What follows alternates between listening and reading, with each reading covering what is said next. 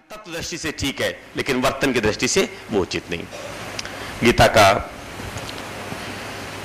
40वां श्लोक आप देखेंगे संक्षेप में, 40, 41, 42, 43, 44, ये पांचों ले लेते हैं, पांचों में एक ही है।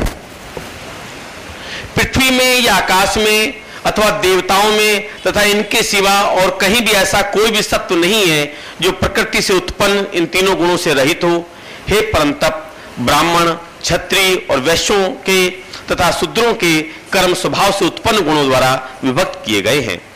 अंतःकरण का निग्रह करना, इंद्रियों का दमन करना, धर्म पालन के लिए कष्ट सहना, बाहर भीतर से शुद्ध रहना, दूसरे के अपराधों को क्षमा करना, मन, इंद्रिय और शरीर को सरल रखना, वेद शास्त्र, ईश्वर और परलोक आदि में श्रद्धा रखना, वेद शास्त्रों का अध्ययन अध्यापन करना और परमात्मा के तत्व का अनुभव करना, ये सब के सब ब्राह्मण के स्वाभाविक कर्म हैं।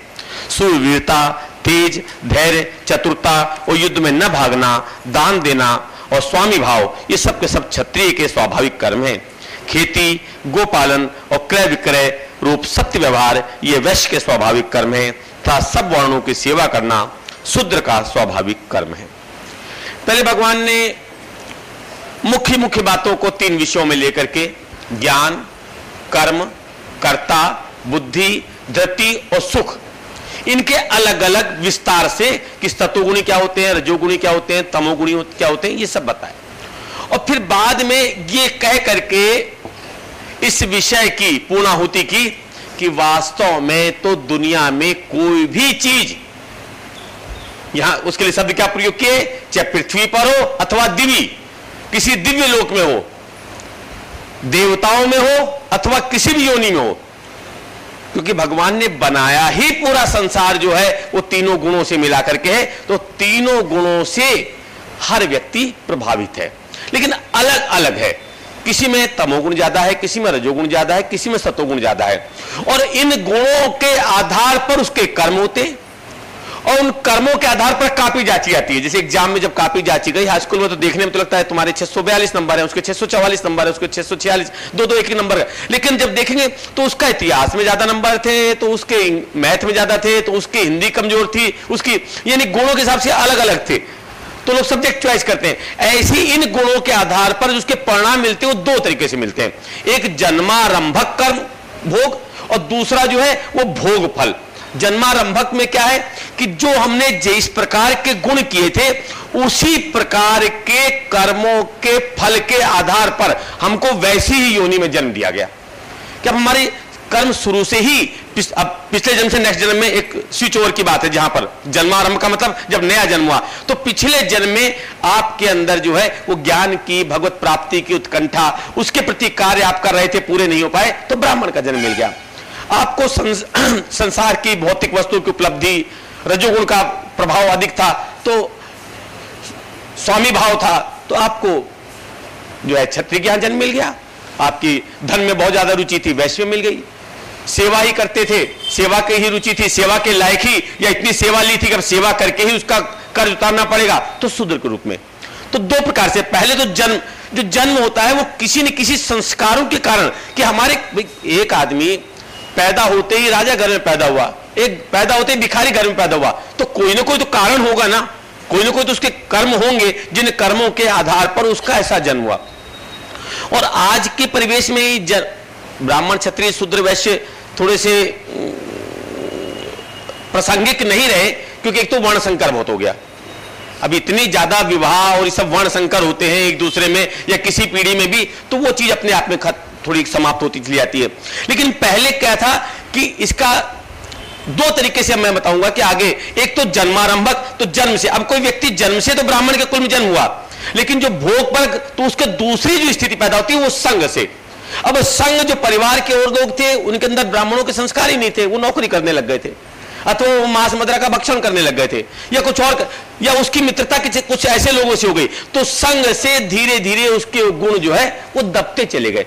पहले चूंकि वर्ण परंपरा पूरी तरह से व्याप्त थी, ब्राह्मण में पहले से ही उसके अंदर धन का, कभी धन के संग्रह की प्रवृत्ति होती ही नहीं थी। मुझे भविष्य में कुछ बुढ़ापे के लिए जोड़ के रखना, ये होता ही नहीं था। मिलेगा तो खा लेंगे और नहीं होगा तो सहन कर लेंगे, ये ब्राह्मण के पहले स्वाभाविक कर्म होते थे। और इन्हीं के आधार पर एक प्रसंग आता है परशुराम जी का, परशुराम जी के शिष्य थे कर्ण। तो परशुराम जी के मन में एक बार यह आया कि जितने भी क्षत्रिय लोग हैं ये शक्ति के बल पर बाकी तीनों वर्णों के ऊपर बहुत अत्याचार करते हैं और ये संसार में सबसे बड़े शस्त्रों के ज्ञाता थे। तो मन में एक निश्चय हुआ कि क्षत्रिय को कभी शस्त्र का ज्ञान नहीं दूंगा, बाकी कोई भी आके शस्त्र का ज्ञान ले ले, ताकि जो संतुलन संसार का बना रहे। क्षत्रिय पहले शक्तिशाली है, उसको और शक्तिशाली बनाने से क्या फायदा। कर्ण इनके पास पहुंचा कि हमें ज्ञान चाहिए। तो कहा कि भाई तुम कौन वाणी के। उसने कहा मुझे तो नहीं मालूम कि कौन सा हूं, लेकिन मैं इस समय सूत पुत्र हूं, एक सारथी हैं, उनके घर में मेरा पालन पोषण हुआ, तो मैं सारथी मुझे समझिए, क्योंकि अब तो जो माता पिता मेरे दत्तक माता पिता है उन्हीं के हिसाब से। कहन हाँ भाई देखो बाकी कुछ भी हो जो है वो क्षत्रिय मत होना। क्यों? क्योंकि क्षत्रिय जो है वो ज्यादातर गुरु परंपरा का पालन नहीं कर पाते। उनके अंदर स्वाभाविक जन्म से ही जो है स्वामी भाव होता है, स्वामी भाव होने का समर्पण भाव नहीं होता। और आप देखेंगे इतिहास में वास्तव में इन चीजों का वर्णन मिला। अर्जुन कितना ज्यादा जो है वो द्रोण का भक्त है, द्रोण को गुरु मानता है, लेकिन अपने उस स्वाभाविक गुण के कारण जब महाभारत का युद्ध हुआ तो द्रोण के खिलाफ लड़ा। अगर वो क्षत्रिय ना होता तो कहता कि मुझे गुरु के खिलाफ लड़ना ही नहीं है, भले ही मेरे प्राण चल जाए, कुछ भी चाहे। उसने भी संघर्ष किया लेकिन आखिरी में मान गया। और एक बार यहां तक कि भगवान एक बार परशुराम जी ने ज्ञान देवदत्त भीष्म पितामह को भी किसी कारण से ज्ञान दे दिया, उससे प्रसन्न होकर। तो बाद में देखे कि भीष्म पितामह ने भी एक ऐसी परिस्थिति आ गई अंबा के कारण कि परशुराम जी ने कहा कि अंबा से विवाह करो, इसको तुम हरण करके लाए हो। उन्होंने मना किया तो आज्ञा नहीं पालन की, तो अपने गुरु से युद्ध किया। तो कहा कि मैं क्षत्रियों को ज्ञान नहीं देता आखिरी में, लेकिन कहा कि नहीं तुम तो शूद्र होगे, ज्ञान दे दिया। अब ज्ञान जब दे दिया तो इनके अंदर सेवा भाव तो था, क्योंकि शूद्र के साथ रहते थे, तो सेवा भाव उसके कारण ज्यादा हो गए। तो एक दिन गुरु जी से ज्ञान सीख रहे थे, ज्ञान सीखते सीखते परशुराम जी को नींद आ गई। नींद आ गई तो ऐसी जो है वो पेड़ के सहारे बैठे थे, तो पेड़ के सहारे जब नींद आती है तो आदमी थोड़ा सा लुढ़क जाता है, तो लुढ़क गए। तो इन्होंने अपने शिष्य भाव में उनको कि गुरु जी की गर्दन में लुढ़क गई है, गर्दन टेढ़ी ना हो जाए, तो धीरे से सहारा दिया और सहारा देके अपनी जंघा पे उनका सिर रख करके और गुरु जी को सहलाने लगे। परशुराम जी सो गए।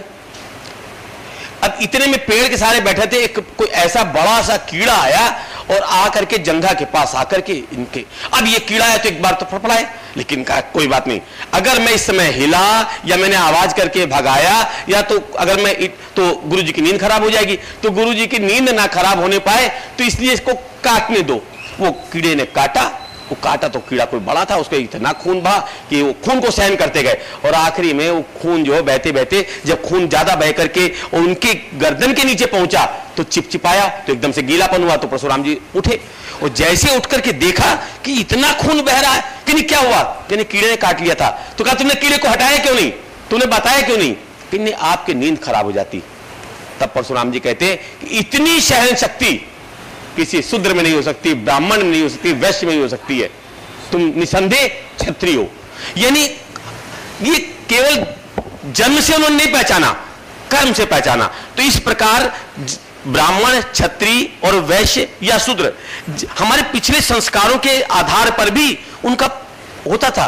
अब एक जो ब्राह्मण के घर में या क्षत्रिय के वैश्य में उससे अगर कहीं पर लैट्रिन साफ करने की बात तो कुछ है तो अंदर से घिन आएगी, क्योंकि उसके स्वाभाविक उसका जो पैदाइशी संस्कार है उस तरह के संस्कार नहीं है। फिर यहां पर बताया कि उस जो व्यक्ति जिस लाइन का है उसी लाइन में आगे बढ़ेगा तो उसकी उन्नति होगी।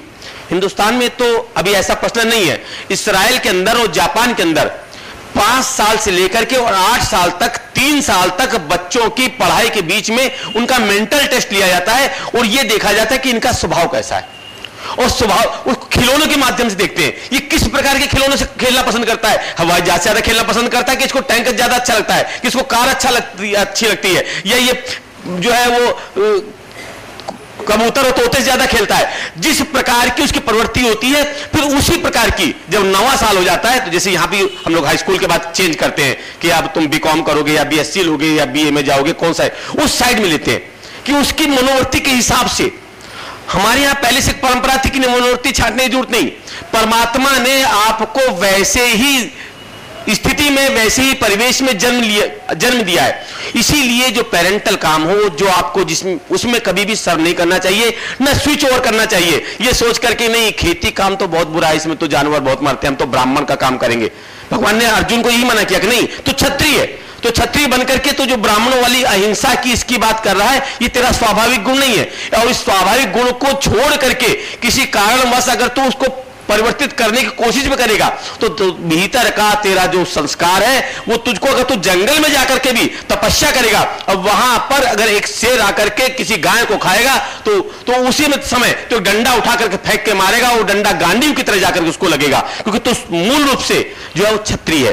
तो यहां पर तीनों के कर्म को बताते हुए तो मुख्य कर्म कि ब्राह्मण के कर्म ईश्वर प्राप्ति संबंधी मुख्य रूप से 6 कर्म, ज्ञान देना, ज्ञान लेना, तप करना, शिक्षा लेना, शिक्षा देना और दान लेना, दान देना, इस प्रकार के, और विद्या लेना और विद्या देना, ये 6 प्रकार के कर्म ब्राह्मण के मुख्य रूप से। जो क्षत्रिय है उसका स्वामी भाव, रक्षा करना, तप करना, ये उसका मुख्य लक्षण। और जो वैश्य है उसके लिए 3 चीजें, कृषि यानी खेती का, गौरक्ष गायों का, क्योंकि पहले गायों का ही व्यापार बहुत बड़ा था, गायों को ही पालना और गायों से ही हमारी आधी से ज्यादा आवश्यकताएं जो है वो पूरी हो जाती थी। अथवा वाणिज्यम, व्यापार करना लेकिन सत्य व्यवहार के साथ करना, और शूद्र के लिए सेवा करना। इसके लिए और संतों ने कहा कि नहीं, ऐसा इसको मान करके हम ये भी चले कि हमारे शरीर के अंदर 4 भाग हैं, तुम्हारे पैर जो हैं वो शूद्र हैं, पूरे शरीर की सेवा करते हैं। हमारा जो पेट है ये वैश्य है, जो कुछ खाता है